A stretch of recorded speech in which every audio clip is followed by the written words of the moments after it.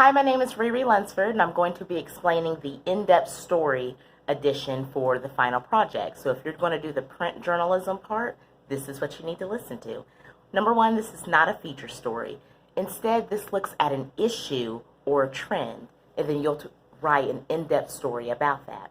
So first, you want to begin by identifying a subject and then finding the story within that. So for example, coronavirus subject. The story within that could be employees working from home and juggling work responsibilities while also taking care of their kiddos.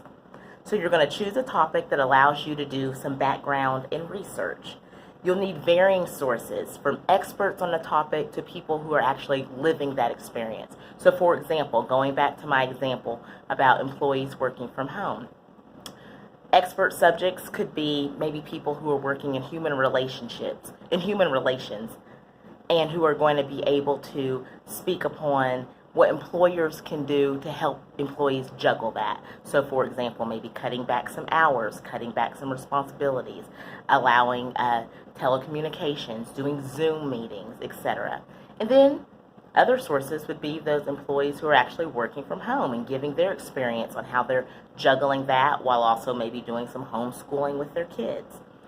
When you're interviewing people, make sure that you're remembering to prepare for your interview beforehand. You're going to be asking those open-ended questions. You're going to be looking not only for facts, but also insights, thoughts, etc. All right? Look for the human part of your story.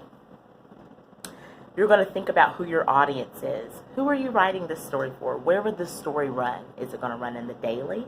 Is it going to run in the Oklahoman? Is it going to run in the Norman Transcript? Think about who your audience is and where the story would go. The requirements for the story, you're going to need 4 primary sources. 2 of those are going to be those expert sources, and then 2 of those are going to be those living the moment sources, all right? And then you also need 1 background or documentary source. If you cite something from a website, from another source, from another publication, you need to make sure you're attributing that information. For this assignment, you'll need a cover sheet where you'll list all your sources, their name, their contact information, any prior relationships that you've had with them. You'll also need to list who your target audience is. Your story should be 3 to 4 pages. And remember, no first-person accounts. You are not the story. Tips to be successful for this: fact check your work. Fact errors are worth 50% of your grade. Fact check your work. Ask open-ended questions. Prepare for your interview beforehand. Read your work aloud. Review your AP style. Review that you're using quotes, both indirect and direct quotes appropriately, and that you're attributing your sources. And again, fact check your work. You've got this.